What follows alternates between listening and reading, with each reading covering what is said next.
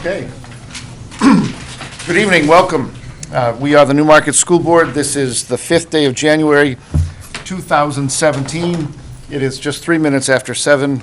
I invite everyone to rise and join Julia in the Pledge of Allegiance, please. I pledge allegiance to the flag of the United States of America and to the republic for which it stands, one nation, under God, indivisible, with liberty and justice for all.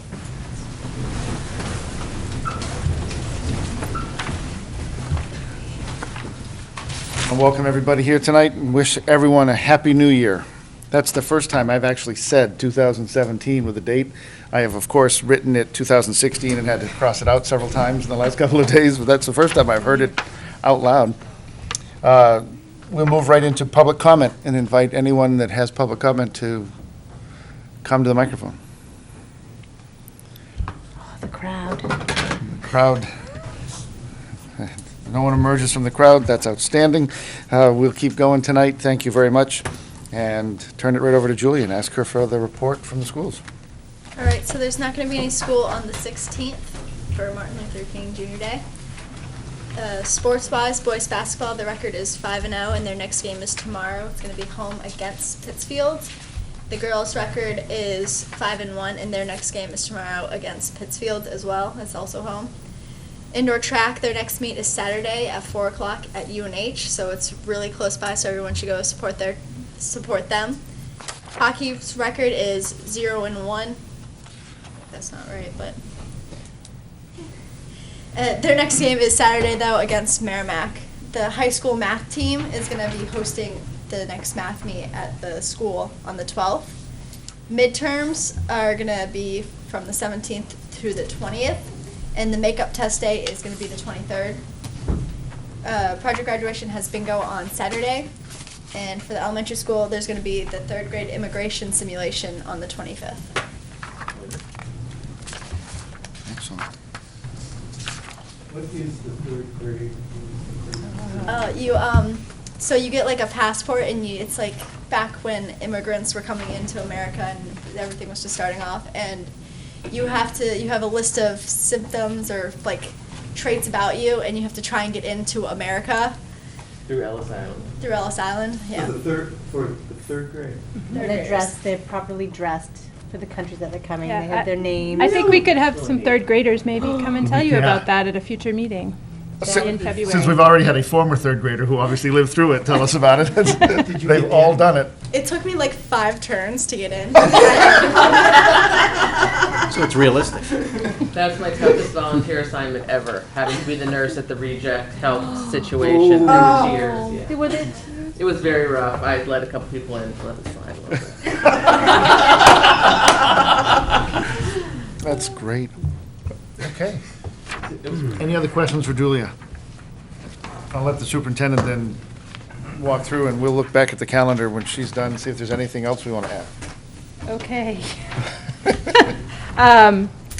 We're back. We're back. A few days after the break. It's obviously, as you heard from Julia, a very busy time. I will say that those 3rd graders are learning a lot going into this unit about what the immigrant experience was like. So teachers do a lot of work to prepare them for that, and students have been collecting kind of family stories as a means to sort of understand how all the differences that we bring as a country and as a community to the United States. So it is a very fun unit. We have a lot going on the facilities front, so I'll hit most of that a little bit later on, but we do have coming up on Saturday as well at 10 o'clock an informational session. The Budget Committee is meeting Monday evening to review the draft warrant article and the bond information, and then next Thursday, the 12th, are the bond and budget public hearing, 7 p.m. at the junior-senior high school. And I should say Saturday's informational session is also at the junior-senior high. And what's the date for that? Saturday the 7th is the info session. It's not on our. It is not on this So calendar. it's just like the one that's on the 4th of February? No. So the Oh, 7th is... I'm sorry, I got it. Okay. So the 12th at the junior-senior high is the bond and budget hearing. The 9th here is the Budget Committee meeting downstairs in the auditorium at 7 p.m. And then we meet again on the 19th. There's another information session on Thursday, the 26th at 7 p.m. at the elementary school. The deliberative session is Saturday, February 4th, and that's at 10 a.m. also at the junior senior high. And then we have another informational session on Wednesday, the 15th. That one's at 9 a.m. here at Town Hall. 9 a.m. And then, for those of you planning ahead, March 14th is voting day. And as we know, this is a pretty significant decision for the community, so I think the goal over the next little under 9 weeks is to make sure people have access to the information and know where to go with questions, and hopefully can attend some of those informational sessions to get their questions answered, and or they can obviously email board members, me, or members of the facilities committee as well. There's going to be babysitting on the 4th if Yes. Thank parents you. need that. Thank you. And thank you to Mr. Mazzoni for making sure that we got that set up. Let's see. I don't have a whole lot else that I want to delve into. We're going to be talking more about facilities and shared services and communications a bit later in the meeting, and we'll be talking also about our work with the police department in terms of school resource officer and the MOU and our policies around those pieces. The other piece that's in your packet that we'll talk about when we get to facilities is an engagement letter with bond counsel. So I don't want to trump us. I know there's a lot of facilities conversation. Can I just say out loud so I don't forget? Tours. Are available Bingo, at bingo, all of bingo, those all of these informational dates? sessions. Okay. They won't be available probably the night of the bond and Hearing. budget hearing, but on the 7th, Saturday the 7th, Thursday the 26th, and Wednesday the 15th, we can definitely make those available for people. Okay. Okay. All right. The reason I say that, I keep looking at Saturday the 4th, which is our deliberative session, and it's in the junior, senior high school gymnasium. 10 a.m. that morning we start. Again, we're going to do school and town that day like we have before. I know it's tongue in cheek, but there's some truth to it. The gym is a focal point, and it always looks so good. It gets refinished, nice coat of paint. And for some people in town, it's the only space that they ever see in the school. And a couple of times we've laughed in years past and said, don't let anybody come in the back door, make them all come through the front door and walk through the building and get a better sense of some of the concerns that we've got. And so I know that that's a crazy busy day, but that's another day that, you know, if there was any way we could make ourselves available For tours for beforehand. tours, people walk in that back door and they don't see anything other than that pretty floor with the, you know, the mascot, and it was refinished this summer, and, you know, I just throw that out because it shouldn't be the only space in the building that folks see when they're considering the kinds of renovations that we're talking about this year, so. We can easily Okay. do that. Great. Anything else for the calendar that folks see or want to make sure are before us?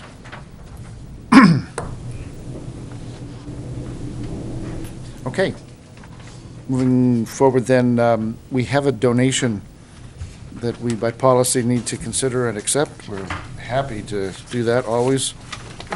A letter from the Harmon Foundation was included in your packet.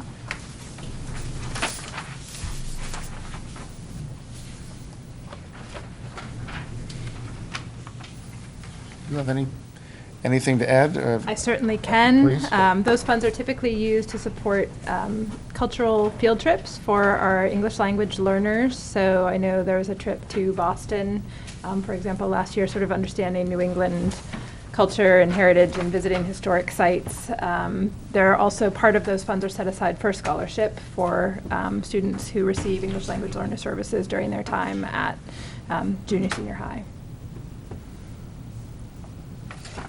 And this So- has been many years running, so we are very grateful to the Harmon Very Foundation grateful. for their long-term support. The 2016 contribution donation is a $4,000 donation.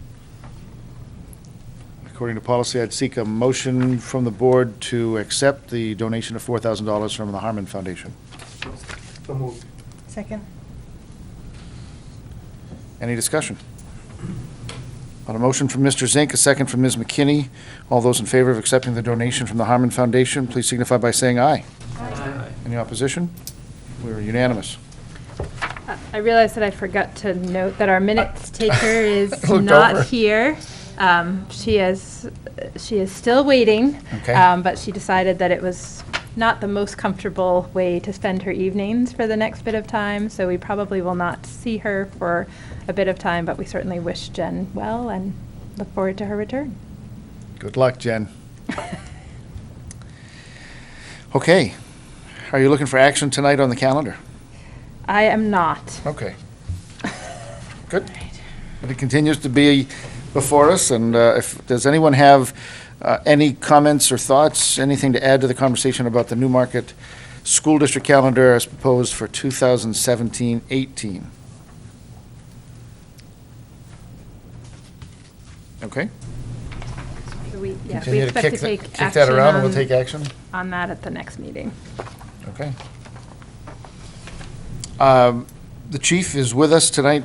He's on the agenda next. I'm going to defer that to later in the agenda so that we can keep him in stitches. No, we're gonna go non-public to talk about a couple of things that are of a safety nature.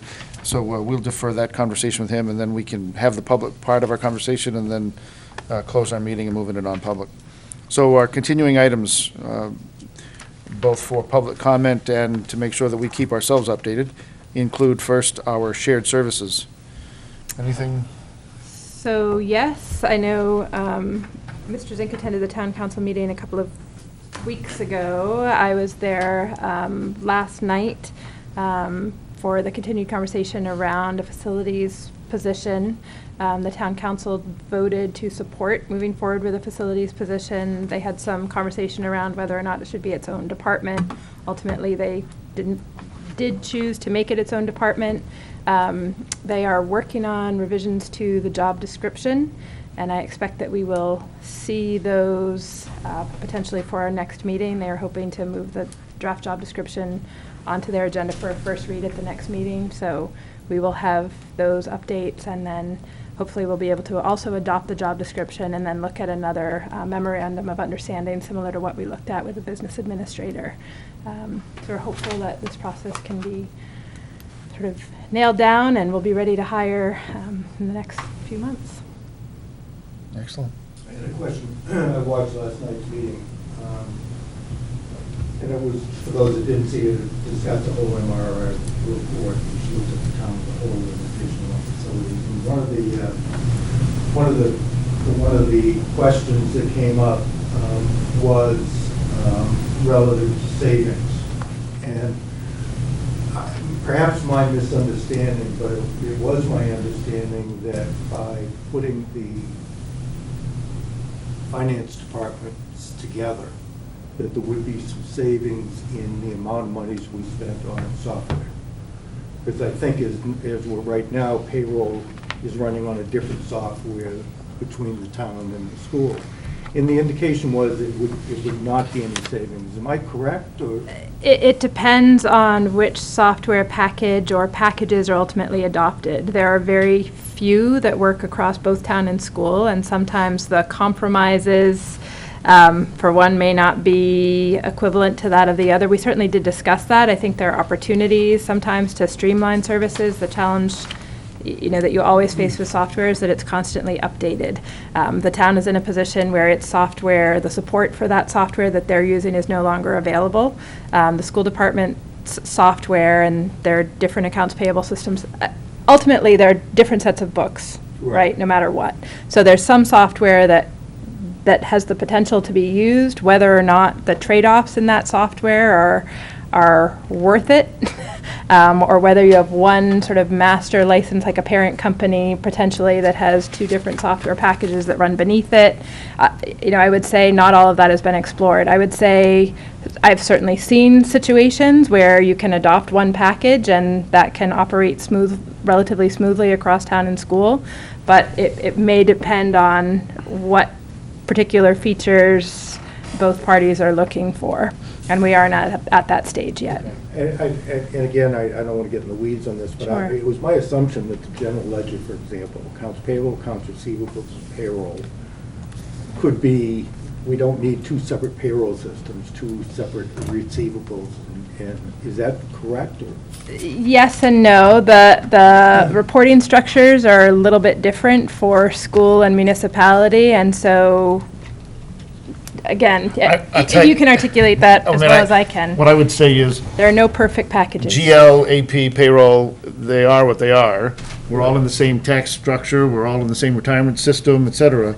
It's the column corollary or ancillary. It's tax and tax collection and front desk counter and motor vehicle. On the town side, it's state reporting is one of the biggest ones on the school side. And so the trade-off is, not the trade-off, the destination is, can you, with the appropriate timing, arrive at a point where you implement a software package that works well for all of that? And if you don't, you're going to choose to go in one direction or the other. How much do you lose because you get a town system that doesn't have state reporting for the school side, or you get a school system that doesn't have anything for tax or for motor vehicle or what have you, and then you have to start band-aiding and piecing those together. So I can imagine that there's some conversation. I would imagine as well, over the course of some number of cycles, we probably get there, but it's not an immediate thing, because my sense was that the town was ready, like you just said, the town was ready to make a shift. The question is getting a business administrator, finance director in place and ready, and then talking about, do we all change, and is that feasible financially? And if so, what do we change to, and can we go find that? But I'd give the BA a chance to catch a breath, and then definitely, I think, the idea would be that payroll clerk could run payroll for either side, and it would be a whole lot easier if they didn't have to know two software solutions to do it. Right. So, Thank you. definitely someday. Yeah. I mean, only as quickly as the town side doesn't have to move and can wait, or the school side can figure out. Right. And I don't know what that solution would be. I used to, because I was Yeah. in that business, but I don't know right now. There are a couple that are used across town and school in the area, and again, I think it's a matter of sort of, but each community is going to have different, many similarities, but to Nate's point, some of those ancillary things look a little bit different, and you've got to figure out, will it take credit card payment? Will it interface with our school lunch program? Does it, Yep. it's all of those pieces that have to be explored, and so, yes, I think in the long run, and I think, the biggest savings may or may not be in the cost of software, but it'll be in the fact that people can be cross-trained Right. to be able to back each other up and provide that support, which we know has been a challenge at times. I know that the real reason I brought it up is I was surprised when somebody asked the question, what are the savings? And the answer was just having one financial person. And I think that's true, but we've also have eliminated some positions, and hopefully, as we say, we're going to be taking advantage of other opportunities as well. Right. Well, you'd hope down the line, and again, you can't make things happen overnight, because you got to figure out you got to make it work first, Yeah. and then you can fine tune it. Good. But you'd think that I anticipate, like I said, back when we met in August of last year, even if we don't cut the budget because we save dollars, we do find that the dollars we're spending get us more. There's more human resources support for Steve and the superintendent. There's more of this or more of that, which doesn't necessarily mean we save money, but it means our money is getting us a lot better. I wish I'd Service. phrased my question that way, because, it's not, I'm not Yeah. going to repeat, but there are savings, yes, but efficiencies are even And gains more. on that. And So gains, even if we yeah. didn't save money, we could perhaps do things better. Yeah, So, okay, exactly. thanks. Thank you. Hey, I was reminded, I don't know if I don't have it with me. I'm sorry, I meant to have it with me. We may all have gotten it, or maybe the superintendent just stuffed it in the packet here for me, but the School Boards Association every year looks for nominations for recognition of school boards, and it was uncomfortable for me to be holding that in my hand. Would you like to recognize yourself and the work that you and your board have done? Damn straight. And I think, I agree with that.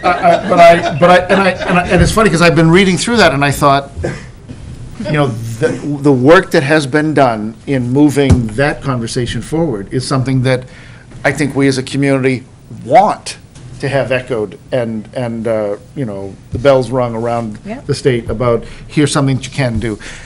We're just beginning to do it, so, it might be a minute premature, but I think it's really a great thing that we continue to move deliberately in that direction to find that kind of synergy and those efficiencies. And I know you've been talking about it for years, so, but I was reminded of that and of the fact that we do need to take every opportunity to wave that flag a bit and make sure that people pay attention and see how it's going, so. Anything else under shared services? Oh, I need one other question. Lisa mentioned we have broken down the wall. Did you literally break down the wall? Not yet. Not yet, okay. There's a We have- door. we have two- There is actually a physical door between the town finance office and the school district business office, and so we have opened the door. Oh, We good. have Oh. physically opened the door. It is open most of the time unless, the boiler's not working and it's freezing and we're trying to figure out how to save heat. But, yes, the door is physically open. There was some discussion today about wall reconfiguration, but I think that is something for a later date. I think that was just sort of design thinking. I'd be glad to get my carpenters together any weekend. Oh, wonderful. Excellent. Do you have appropriate liability insurance? Anything else for shared services? Okay, then moving on to the continuing item of facilities, which is clearly a continuing item. Here we go.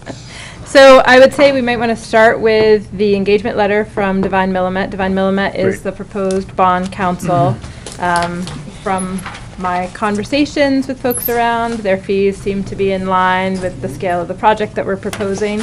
And as a reminder, those bonding fees, sort of associated soft costs, we've built somewhat into the soft costs of the bond proposal itself.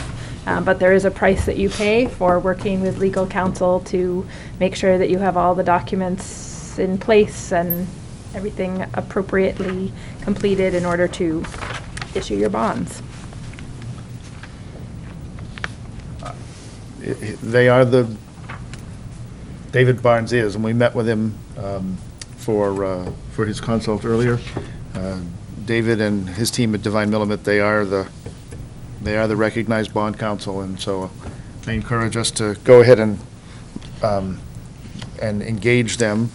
It's important to note that their engagement is without cost if the project does not secure passage. And the estimate is $20,000 to $30,000 here for their legal services through the course of the bond sale.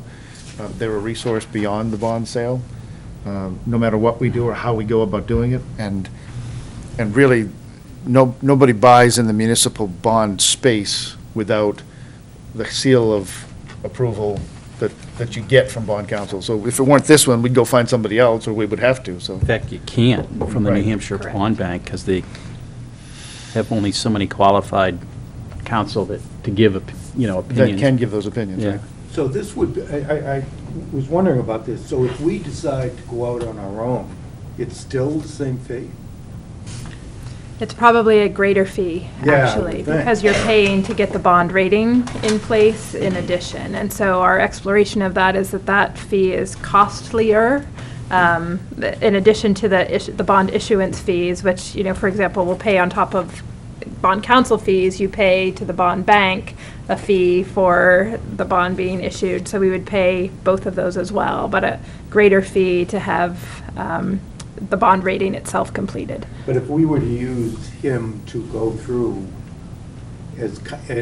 on our own, his rate would not change. It's That's just correct. It's the per- scale of You have that, but there would be additional fees, additional right. cost above and However, he'd have beyond. a fair amount more work to do, I would assume, if we went on our own, right? Yes. Yes. Yeah, And hence the Both we additional cost. and the town.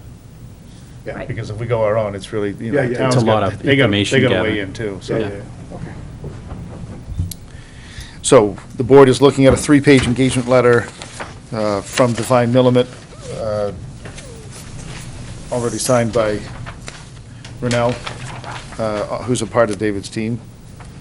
Any other discussion?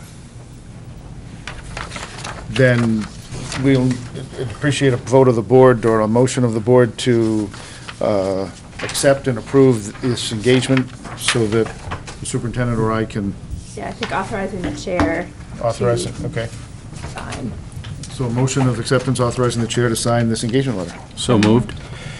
Second? Motion from Ms. McKinney, second from Mr. Kennison. Any other discussion? Hearing none, all those in favor of engaging Divine Millimet for bond counsel signify by saying aye. Aye. Any opposition? Then we're unanimous. Okay, back to the topic of facilities. So, in addition to the meetings that we mentioned earlier, just a reminder that there's information available on the newmarketschoolprojects.com website, as well as links to that from our homepage. There was an informational sheet that went home, and I think you should have received copies of that, but in the event you did not, I have some with me. That went home to all the school. Went home through school as well as on our MailChimp I got it on the email. mail. I got on the mail. Is that Very, right? very It nice. was nicely done. Give you a copy of that. Dates are on There are those that, dates. and There you go. it's strictly Yeah. That's it.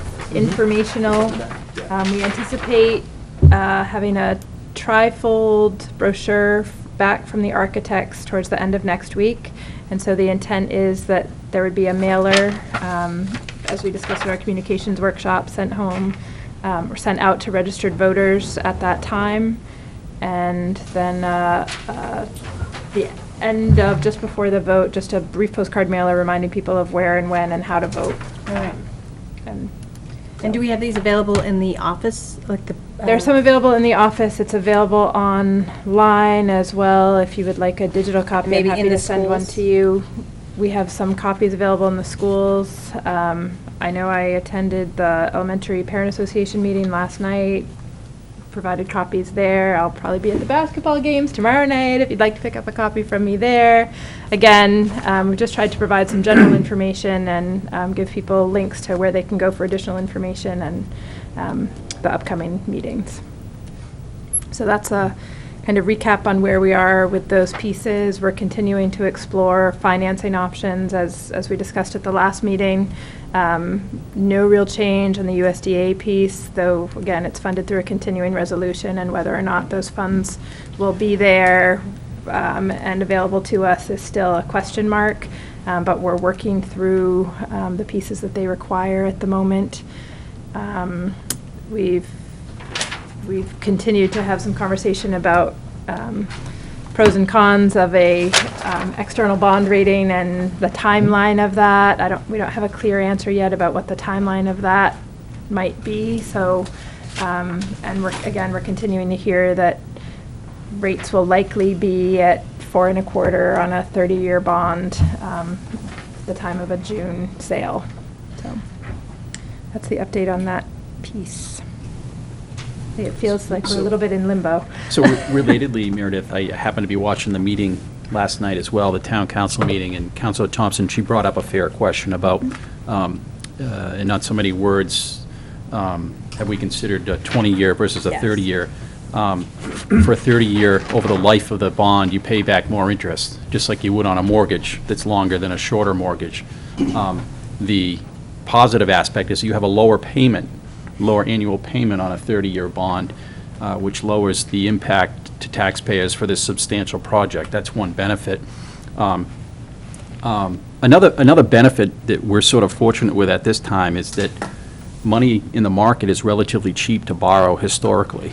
And so when money's cheap, it makes more sense to use it and use it for a longer time. You pay less interest. But other options that we haven't decided on but are still exploring are, there's abilities to enter into a 30-year note, but pay it back sooner. Now, the New Hampshire Bond Bank is more limited in that. Usually you have to pay a higher premium to get that concession because they want a known stream of income to come in. The U.S. Department of Agriculture's program doesn't have that limitation. They're not so much focused on profit. And so we'll be looking at those, but it's a fair question. And it's one that I think a lot of us weighed in on the Facilities Committee. We actually did a vote on it and talked about it a fair amount here. Right. But there's no one right answer to that. It's just, it's multifactorial, and some people may have a different point of view, which is fine. If I remember correctly, I probably don't, but anyways, we talked about how if we did a 30-year loan, we're paying for it now, but then the future generations will be paying for it when we're not here anymore. And we felt if we spread it out, it was more fair to this community Yep. at this time. Yeah, Meredith made that point last night, and, additionally, that we expect this, as she said last night, that this is a 30-plus year project. If we were doing something for 10 years, It won't take 30 years, but it will last that long. Just- Let's hope not. So, we consider that too. If we're just buying something that's going to last 10 years, well, you don't finance that for 30 years. That doesn't make any sense. You wouldn't want to be paying for a car after you've used it and sold it, right? So, it's a good question. So, but those are the factors that went into, I think, our analysis. Hopefully I'm not missing anything, but I it's. think you can't echo enough that there were voices who repeatedly said, some of them that were senior voices that said, don't make us pay a proportionately greater share today when 30 years' worth of families are going to appreciate that space. Let some of them pay for it. And that was hand in glove with the conversation about make sure that when you do it right, you do it comprehensively. You do both buildings and you take care of all of those needs and do so for the longest possible term. So when you dovetail all that together, folks were encouraging that letting more of tomorrow's residents pay for some of this would be better. That was another And I think consideration. Mary's comment, I mirror my input as well. And I think your comment, that's what we're hearing from the public. And that's, I got to tell you, I have not heard anything to the contrary that that's not a good way to do it. So if there is input from the public, at least I can tell you I haven't. I think Newmarket's been heading in the right direction for a long time on a lot of fronts. And who's to say 10 or 15 years from now, the town's general financial condition is much better. Well, then if we're into one of these programs where we can, pay back earlier and save money over the long term, we can consider it then. So, But for right now, and all the voices that we heard from, and all the meetings that we had, with a facility meeting, our meetings, that's what We're here. we were hearing. yeah, I think that was the consensus.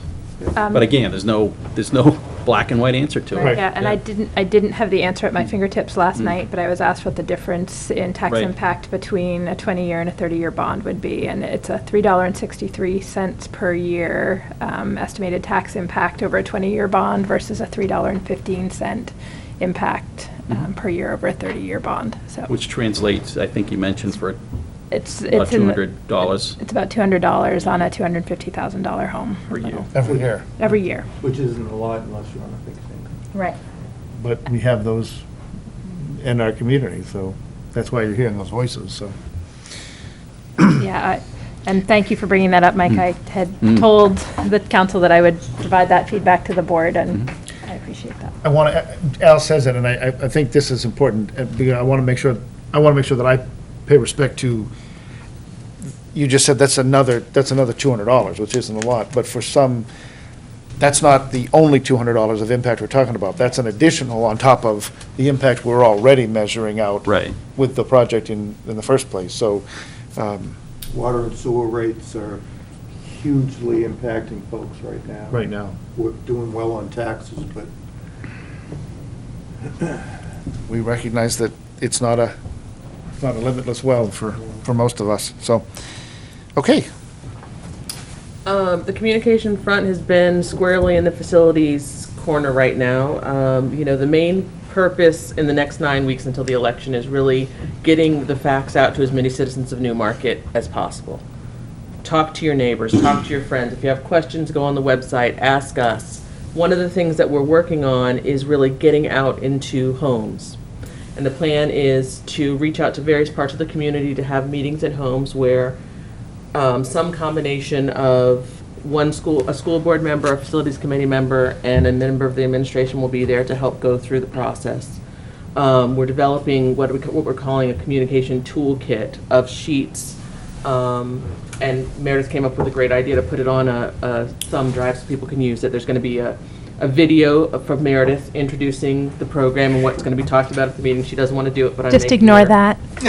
We will not. And actually, they really did well. Mike and Nathan did one last year. We're and it did so going well. along with, Meredith's video will be one of about 9 or 10 that are going to be produced for this process, for various topics. Citizens, facilities committee, Julia's going to do one, and from a student perspective. She looks happy. Facilities committee members, school board, That's Nate's for going to credit. do one for us.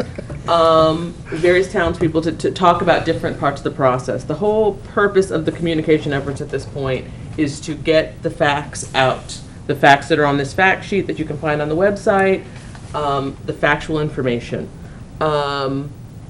And if you're willing to host a meeting, my email address is on the website. Email me and I'll get you on the calendar. I'm working with a community member to coordinate those. And then talk to your neighbors, talk to people you see at the store, get the information out. Let people know that a vote is occurring on March 14th and what's going to be on the ballot. If you have questions, ask them. If you have an idea for a way for us to get the information out, shoot that to us as well, because we want to make sure that as many people know about this as possible. I want to thank Meredith and the other citizens that have come to help with the communications committee that we've met 2 times. Great folks with a wealth of information and abilities that are going to help us really move this communication piece forward, and I'm very grateful for their time. Is that it, Meredith? Did I forget anything? I think you did an excellent job on the Okay. recap. Yeah, I think, again, I'll restate it. This is the most important decision facing this community, I think, in the immediate future, and it's an important one for, all of our students and I hope, and the community as a whole. And we hope people can get the information that they need to make an informed decision in March. Yep. As a part of communication, we had talked at a recent meeting about letters to the editor as Forgot that. another way to try to make sure that people are aware that this is happening. Yep. I left at your desk tonight some notes. It's not a complete letter. It's a couple, 2 or 3 paragraphs of thoughts, and there's some wordsmithing that certainly needs to be done. The website needs to be included so that we can make sure people know where to go looking for information. A letter to the editor probably wouldn't be appropriate to list the dates, other than voting day. Obviously, I think that's referenced. But anything else that you think ought to be in there, just chime in. Let's, try to put that together. I think it's worth saying out loud because of all the great work that's being done. What we want to do is ensure that every possible resident is reached that we can, to alert them that this is a conversation we're having. It's amazing right now to shake hands with somebody at the grocery store and have them say, "What?" Which it seems unthinkable for those of us that are in the midst of it, that somebody could really not know we've been having this conversation. And hopefully that's a very small number, but we want to make that number, as small as possible. And this is a very delicate dance that, as the board, we do, because we're careful not to be too strongly advocating, and yet it's our warrant. We've written the article, and we have brought the proposal forward and have recommended it now to the community. And it's our responsibility to educate and inform so that our population, our residents, have everything in their hands so that they can make their own decision when they hit the polls on the 14th of March. And I encourage people to share the information on all their personal Facebook pages and social media stuff. If they find out about a meeting, maybe they can say, "I'm going to a meeting on such and such a day, this Saturday at 10 o'clock, can you come with me? There's going to be a tour," just so that all the spider web can go out throughout the community. Everyone should be helping us get these facts out. And I think, I can't remember whether you, Nate, or Meredith, last meeting, I think, talked to us about the difference between us advocating for this and us informing. It's a very delicate line, because I am an advocate because of the work that's gone into it, but really our job is to get this information out to you so that when somebody talks about a cafetorium, they know what a cafetorium is. And people that I've spoken with don't know what a cafetorium is. So, And to the extent that we have the opportunity to make them understand why, that is something included in the proposal. And I think it's important also, we have an excellent narrative of hard work that has gotten us to this point, from the Facilities Committee and those of us working on the board to get us to where we are. So we have great facts to share, and we need to share that and communicate it because people have done amazing work to look at the ed specs, to have that be the foundational document on which everything was built, because the education that happens in these buildings is what we're all sitting here for, to get us to where we are, to have a viable thing on the ballot. We have a great lesson. We have a great story to tell. People have done Mike and the team on the Facilities Committee has done an amazing amount of work to get us to this point. And now we just have to make sure people know about it. I defer to the board when you have a chance to look at those notes to contemplate and suggest whether or not you think that tenor or tact is appropriate. But there's a couple of comments included in the draft that all boil down to this, and whether it makes it into the final or draft or not of our submission, doesn't matter to me really, but we implore all residents to maintain the civility and respect that we have tried to model through this process. I like that. Whether we say it in a letter or not, one of the things that I really have appreciated and want to say this to the board, and certainly to the Facilities Committee by extension, and to all of those that have been involved, is I know firsthand that there were multiple concerns expressed to me 3 years ago as a brand-new board member, that there were at times a lack of respect, a perceived lack of transparency or fidelity to the facts.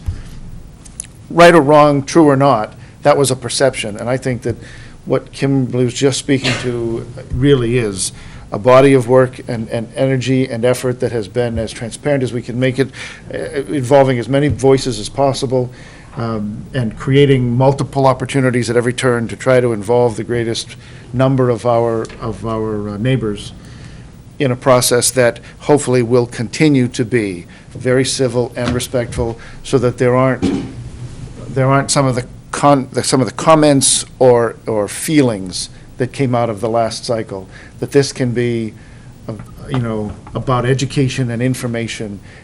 Not everyone will agree ultimately whether to say yay or nay. Not everybody is going to think that this is most appropriate or most, but I certainly hope that for all of us, we'll come to the end and everybody will at least say, we were all given an opportunity, we were all informed as best possible, and we were all respected in the process. So, thank you guys for that, because it's really been, I think it was important early on when we started to tackle this again, and I appreciate everybody's commitment to that. Anything else about the communication effort? Okay. Well, I just want to say, I agree with what Kim said. It's about getting out and talking to your neighbors. There have been a large number of new changes, new owners. If you have a new neighbor, go out and talk to the new neighbor. Make sure the information's there. If they know, some people, they just moved in, they have no idea. Right. We talked about talking about real estate agents and make sure that they have all the information available. Weren't you going to talk to, I can't remember her name. Val, Val. I probably was, and I probably haven't. But I was thinking the other day, wouldn't that be a good idea if we had that, maybe if we entertained agencies? Maybe if we could do something like that and get all the real estate agents to know. And, again, this fact sheet is something that can easily go into anything. Right. And it's a good one-pager that says, this is what this is about. So I think that if we can get it into the hands of realtors, I say definitely, let's do Yeah. it. And that way, new owners, old owners, whatever. Newmarket Business Association. Yes. Meeting with them tomorrow. Oh, So maybe she's there. Actually, Meredith, one small point. I know there's a widget on the old Facilities Committee webpage that allows people to submit questions. I don't know if we have anything like that on this newer page. No, I think Or if it that's just preferable. says email me okay. or, yeah. Same thing, yep, it'll work, yep. Anything else? Yeah, thank you for calling me out in public, Elizabeth. That's my favorite. No, it wasn't a failure. We've all been on vacation. It's all the things that are coming back to me, right? And I thought, well, that's a really good idea, and I was thinking about that today. If we could somehow get together with all the agents. And if you guys think of stuff, shoot me emails, Right. texts, whatever, so I can add it to my to-do list. Thank you, Kim. A lot of work. Outstanding. Yeah. Thank you. Yes. My pleasure. Anything else on our continuing items? We have in the packet the minutes from December 15th, 2016, both non-public and public. I'd seek a motion to approve those minutes. So moved. Second. Did anyone see anything to be adjusted or amended in those?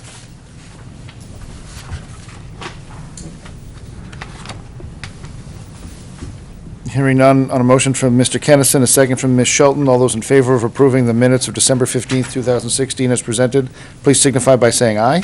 Aye. Any opposition? We're unanimous. The manifests. I make a motion to approve the payroll and AP manifests of 1/5/17. Payroll manifests in the amount of $247,360.22. Payable manifest in the amount of $311,310.02, for a total of $558,670.24. Second. Any discussion of the manifest? I have a motion from Mr. Zink, a second from Mr. Kennison to approve the manifest as presented this evening. All those in favor, please signify by saying aye. Aye. Any opposition? Then we're unanimous. Okay, anything else on our agenda this evening before I ask you to engage the chief? Anybody else, anything? Okay. Then let's move to the conversation of school safety and invite the chief of police, Kyle True, to join us. Are we going to make him stand this whole time, or? Yep. That's all right, okay. I need it. I need to stand. Any introduction of this topic, or No, I can we let mean, the chief? so Chief True's been in his role as interim chief for a relatively short period of time, but he and I have had the opportunity to work together. We did a walkthrough during a junior senior high school lockdown together, and he has, the police department has worked very well with the school district historically. I think we wanted the opportunity to just talk, he wanted the opportunity to address you just generally about school safety and our work with the school resource officer, and then we'll talk a little bit more in non-public about some specific security and safety pieces as you've done in the past. Yeah, that's, Right. you said it all for me. Oh, all right. No, most of the items that I wanted to talk to you tonight will fall under non-public, but I want to touch on something that she said. The relationship that we have between the police department and the school is fantastic. It is ever since I've been here in Newmarket, the relationship has had its ups and downs. Since Chief Sear took over, it has been a fantastic relationship. Working together, our main goal is safety. It's not to arrest kids for breaking the law or getting kids in the juvenile justice system. That's not it. It's to make sure that the students and the staff are safe. And the school resource officer that you have in place right now is a highly trained school resource officer. He has close to 1,000 hours of training relative to school safety and being a school resource officer. Just a couple weeks ago, I was impressed that the superintendent joined us in a lockdown drill. And for those of you who don't know what a lockdown drill is, I'm sure everyone does, we just want to make sure that the kids know what they're doing during the lockdown and make sure that the staff knows what they're doing, and address any concerns afterwards in a respectful manner, and learn from our mistakes. So it was great to have the superintendent there to do the lockdown with us, and we don't announce when we're going to do them. We just like to surprise the kids and surprise the staff. We're going to continue to work with the school and the staff. Upcoming I was in the school yesterday. I'm in the school like once a week at least. I like to come in and walk through the school and see what Officer Stevens is doing, talk to Mr. Mazzoni and see if there's anything that we can do to address any of their needs. And one of the things that we discussed is sometime in February is having a parent night to discuss what we actually do during lockdown drills and what we expect of parents if there is an active incident at the school. And kind of get them used to our terminology, the words that we use. We don't want them to be panicked when they hear us use the words counter. Counter is, and I'll get into it in non-public, but it sounds scary, but it's not really a scary word. We want the parents to know what our terminology means. If and when we have to make that code red phone call, they know what we're talking about and not have to be panicked about it. So that's something that I'm working with Mr. Mazzoni on to set up in February. I know that Officer Stevens continues to train the teachers and work with the teachers on the ways of ALICE. We all know what ALICE is. It's an acronym that it stands for, and I have to write it down because I forget it every time. It's alert, lockdown, inform, counter, and escape. And every year with the new teachers who are coming in, Officer Stevens does a training program with them. And I've got nothing but great reviews on it. In fact, other communities are reaching out to us, asking for me to send Wayne to their community to teach it. If I could figure out a way to market that to get you some money for a school, I would. We can accept unanticipated revenue. Yeah. With that, in the public session, I'd be happy to answer any questions. The rest of my remarks would come under non-public. But I truly appreciate the cooperation between the police department and the school. It makes for a safe community. And you noticed we included for you a packet. Again, we're not asking you to take action on these things tonight, but we wanted to put them before you for your consideration. But you have a policy KLG. I would recommend that we're probably going to add an additional paragraph to that to be sort of up to date with statutory requirements that spell out the collaboration with the school resource officer.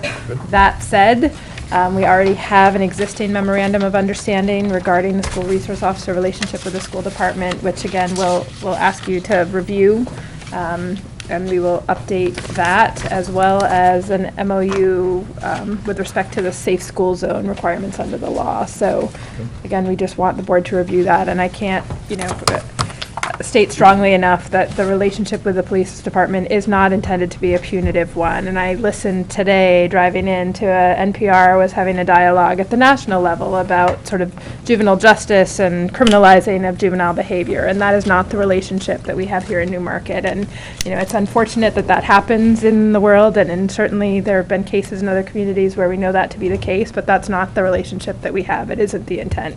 It is to keep people safe. And that's the relationship. Officer Stevens is well respected by students and staff, and again, it's a very collaborative, supportive relationship, and we feel fortunate to have that in our community. So, thank you. And I like the idea of the parent meeting about a lockdown. I have never been part of a lockdown until this year, and the whole entire time I was scared because all I could picture are my children. Sure. My children have grown up doing this. I've never witnessed it, never been part of it. I was amazed, and you could probably talk more, how silent it was. Yeah. Just silent.